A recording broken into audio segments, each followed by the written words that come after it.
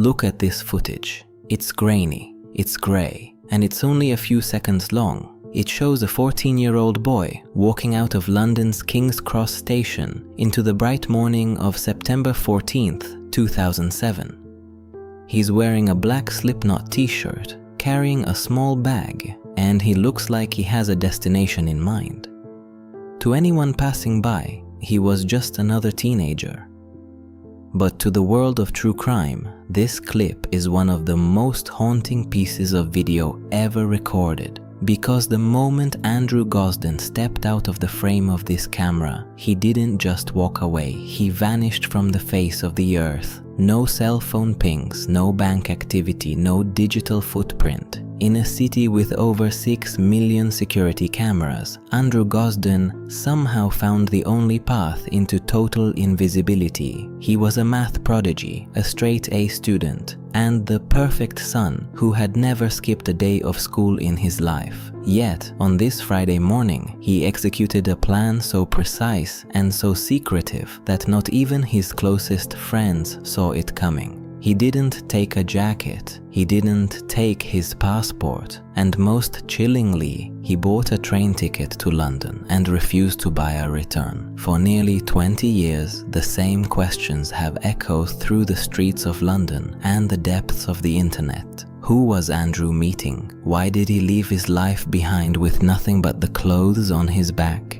And how does a child disappear in one of the most monitored cities in the world without leaving a single trace? Today, on 911, what's your emergency? We are going back to King's Cross. We are going to analyze the footage the police ignored for nearly a month. Look at the shocking arrests made just a few years ago, and explore the theories that suggest Andrew might still be out there, living a life no one knew he wanted. To understand why this footage is so terrifying, you have to understand the boy in the black t-shirt. Andrew Gosden wasn't a troubled kid. He wasn't running from a broken home or failing grades. In fact, he was the definition of a success story. Living in Doncaster, South Yorkshire, Andrew was a straight A student with a 100% attendance record. He was part of the Young, Gifted and Talented program, a group reserved for the top 5% of students in the country. He was a math genius who could solve equations in his head that most adults couldn't solve with a calculator. But Andrew had a secret side, a quiet, deeply personal world. He loved heavy metal, bands like Slipknot and Muse, and he spent hours playing on his PlayStation Portable. But here is the detail that makes this investigation nearly impossible. Andrew had zero digital footprint. In 2007, while most teens were on MySpace, Andrew didn't own a cell phone. He didn't have an email address. He didn't even have a social media account.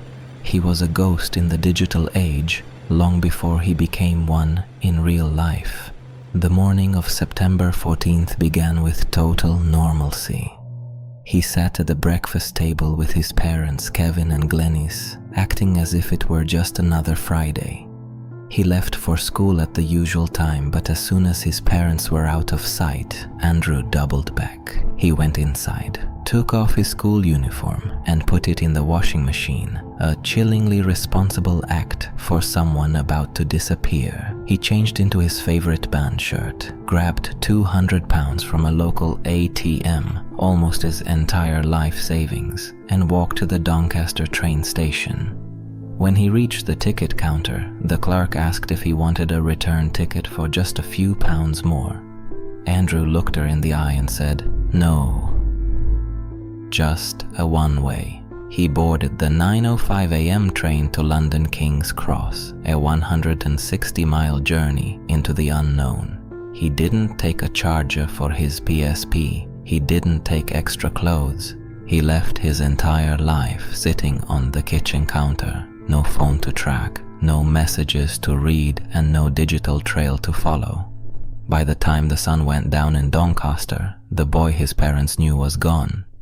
In his place was a shadow, a 14-year-old genius who had just executed the perfect disappearance, leaving behind a puzzle that not even his closest friends could begin to solve. While Andrew was stepping onto the platform at King's Cross, the clock was already ticking.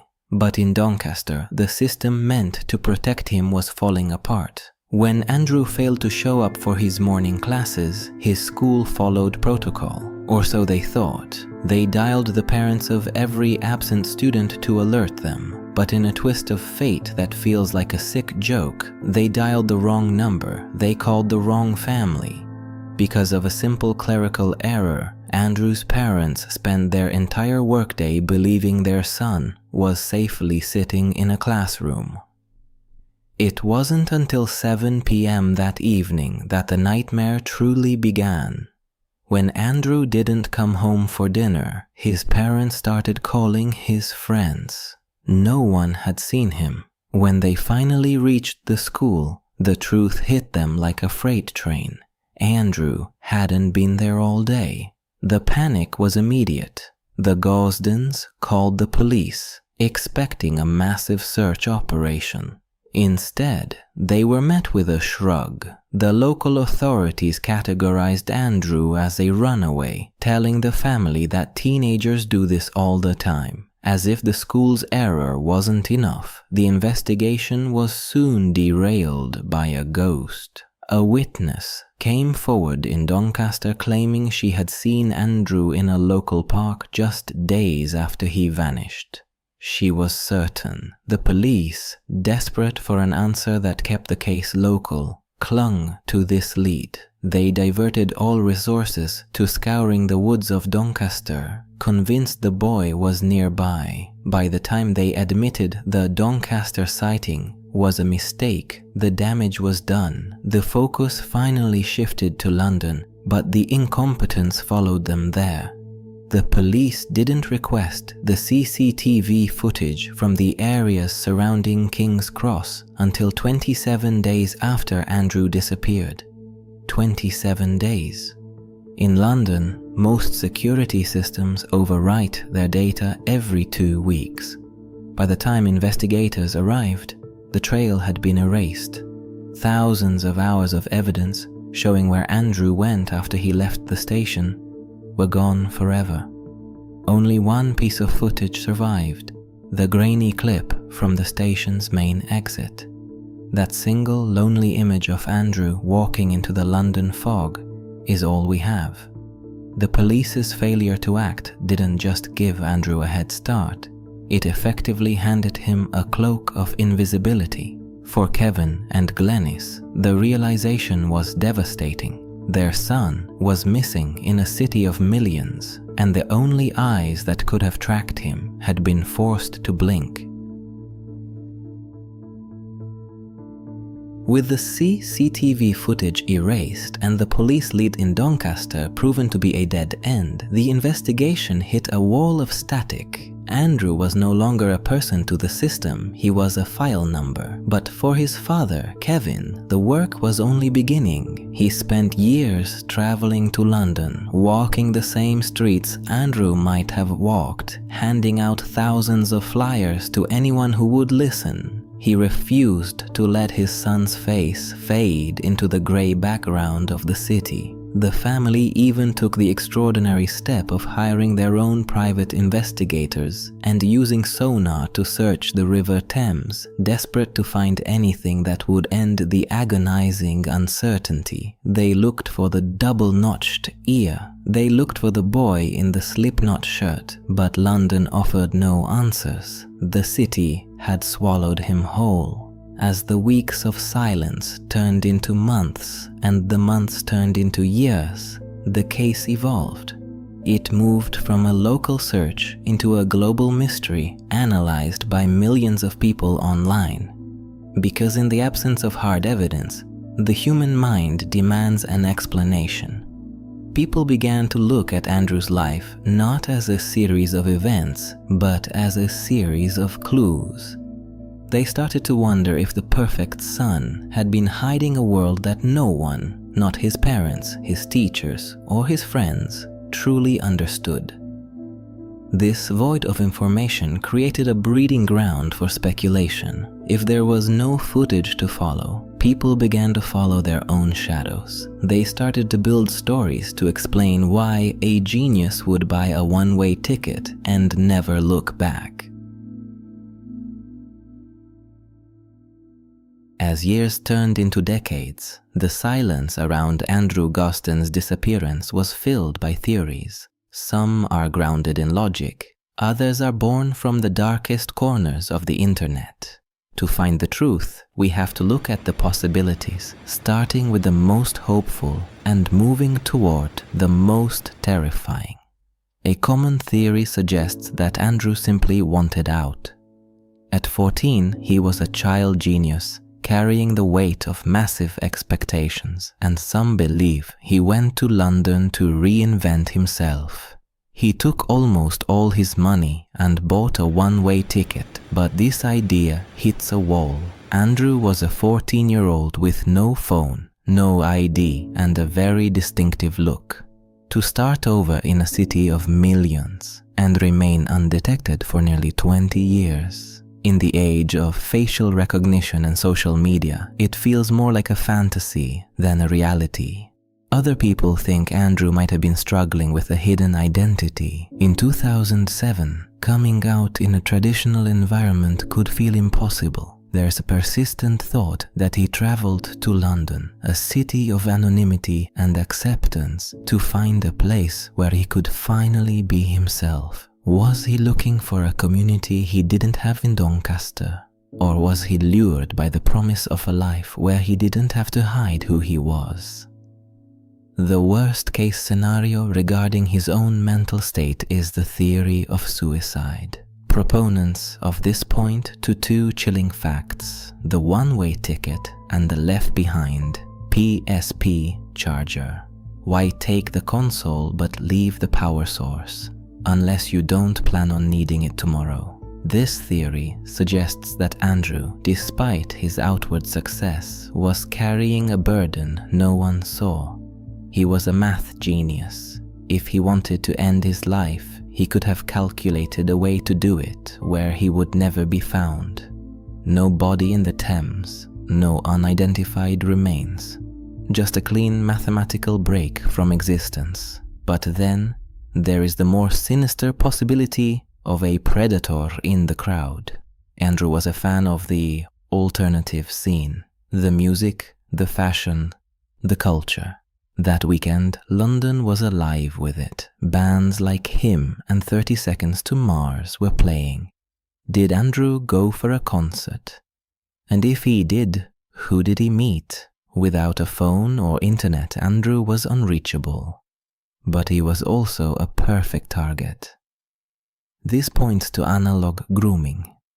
Someone, perhaps an older figure in the music scene, could have gained his trust in person and convinced him to come to the capital. Andrew didn't look like a runaway on that CCTV. He looked like a boy going to meet a friend who might have been a monster. The most recent and shocking twist came in December 2021. For 14 years the case was cold, and then the world stopped. Police arrested two men in London, aged 45 and 38, on suspicion of kidnapping and human trafficking. This wasn't just a random lead. They seized electronic devices, scanning for any trace of a boy who vanished in 2007. The implication was horrifying, that Andrew hadn't just died or run away, but had been taken and held against his will. But then, silence. The men were released. No charges were filed. The police have locked the information away, leaving us to wonder, what did they find on those computers? Was Andrew a victim of a dark network that operates in the shadows of the capital? We are left with a boy who walked into a city of millions and simply ceased to exist. Whether he was running to something or from something, the result is the same. A bedroom in Doncaster that remains exactly as he left it on that Friday morning in 2007. It has been nearly 20 years since Andrew Gosden walked out of King's Cross and into the unknown. Today, the boy in the slipknot shirt would be a man in his 30s. His room in Doncaster has been kept exactly as it was that Friday morning. A time capsule of a life interrupted. His father, Kevin, still maintains a blog, still does interviews, and still keeps the same front door locks. He refuses to change them, just in case Andrew ever decides to use his old key. The tragedy of the Gosden case isn't just that he disappeared. It's that he disappeared in an era where we were told no one could. He found a crack in the world's most watched city and fell through it. We are left to wonder if he is out there, living a quiet life under a different name, or if his story ended hours after that camera stopped recording. The search for Andrew Gosden is a reminder that even in a world of total surveillance, secrets can still be kept. And until there is a definitive answer, the image of that 14-year-old walking toward the exit will remain one of the most haunting what-ifs in history. What do you think happened after Andrew left the station? Was he heading to a concert or was he lured into a trap? Let us know your thoughts in the comments. I'm curious to see what you guys think about this one. I really hope you enjoyed this deep dive. If you found this story as haunting as I did, make sure to hit that subscribe button and turn on the bell so you don't miss our future investigations. We're here every Sunday at 2 p.m. Eastern Standard Time. And if you're not ready to leave the mystery just yet, check out one of the other cases on the screen right now. Good night.